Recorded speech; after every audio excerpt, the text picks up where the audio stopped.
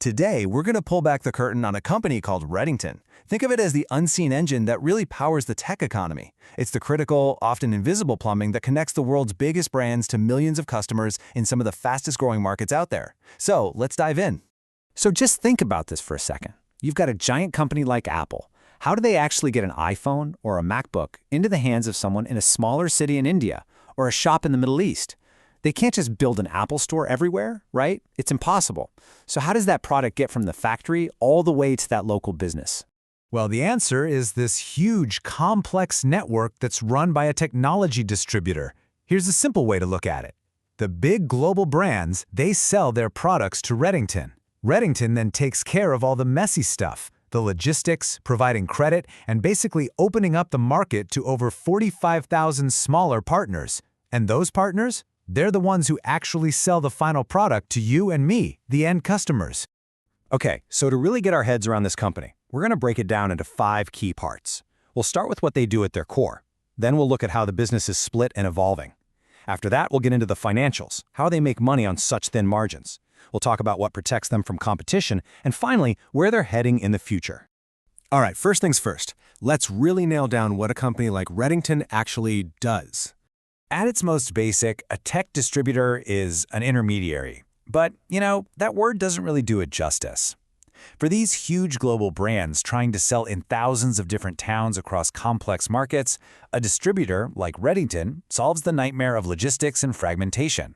In a lot of ways, they are the infrastructure.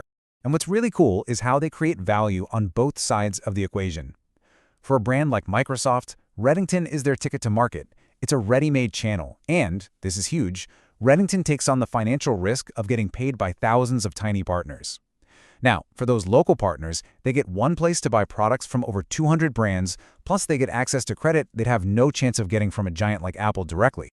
Okay, now here's where the story really gets interesting. Redington isn't just one single business.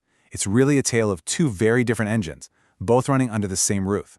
So if you look at where the money comes from, it's mostly traditional hardware. You've got mobility. That's your smartphones, your tablets, making up about 35%.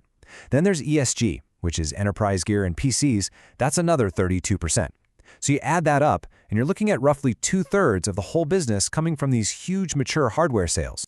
But that revenue number, it's only half the story. The growth picture, well, that looks completely different. While that core hardware business is growing at a pretty decent 10 to 18%, the Software Solutions Group, or SSG, is just exploding, up 48% year over year. It might be a smaller slice of the pie for now, but man, it's growing about 3 times faster than the rest. And that brings us to our 2 engines. On one hand, you have the hardware engine. This is the mature, low-margin, super high-volume business of just moving boxes. Phones, PCs, servers. It's the foundation.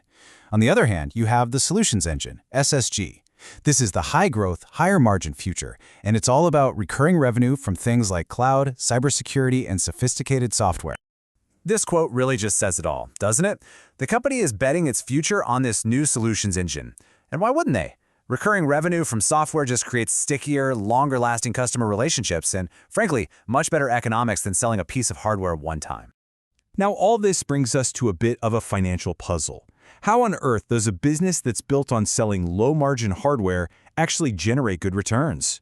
Because when you first look at it, the numbers just don't seem to make any sense. First, you look at their margins.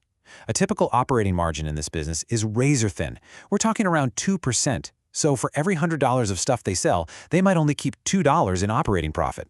And yet, the return they make on the capital they actually invest in the business is an incredibly healthy 27%. So, how do you square that? A 2% margin somehow generates a 27% return. How is that possible? The whole secret lies in a metric called Return on Capital Employed, or ROCE. For this business, this is everything.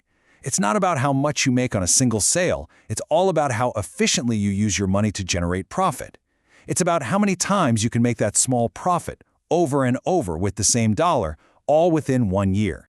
And the secret ingredient is just speed. Super high asset turnover. Redington's entire model is built around one thing: selling inventory and collecting cash as fast as humanly possible. By turning over their capital again and again and again, that tiny 2% margin on each turn compounds into really high annual return on the total money they've invested. Okay, so if the business model is this good, what's to stop somebody else from just coming in and copying it? Well, that brings us to the company's competitive moat, which is especially strong in its core emerging markets. See, their advantage isn't really one single thing. It's this powerful combination of factors that are just incredibly difficult for anyone else to replicate. We're talking about massive scale, being ruthlessly efficient, deep relationships with brands built over decades, a huge partner network, and now this growing, high-value software business on top of it. Let's make this real. Imagine you wanted to compete with Redington. First, you'd need a mountain of cash just to fund the inventory and credit. Then you'd have to somehow convince over 200 of the world's biggest brands to trust you. After that, you'd need to go out and build relationships with 45,000 local resellers. Oh, and by the way, you'll need about 3 million square feet of warehouse space. Each one of those is a huge barrier to entry on its own.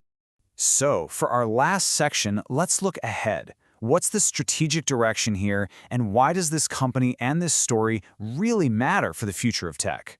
What you're seeing is a really clear evolution in their strategy.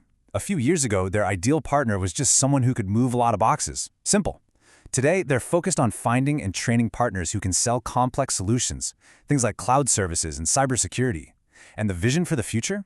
It's to turn those partners into true value-added integrators who can lead digital transformation projects for their own customers. So let's boil it all down. What are the key takeaways? First, Redington is an absolutely critical piece of the tech supply chain's infrastructure, especially in emerging markets. Second, it's a fascinating two-engine company, balancing its stable, mature hardware business with a super fast-growing solutions business. And third, its success is a masterclass in capital efficiency. It proves that you can get great returns from being incredibly fast, not just from having high margins. And that really leaves us with the one big question looking forward. Redington has built this powerful new engine for growth with its software and solutions business.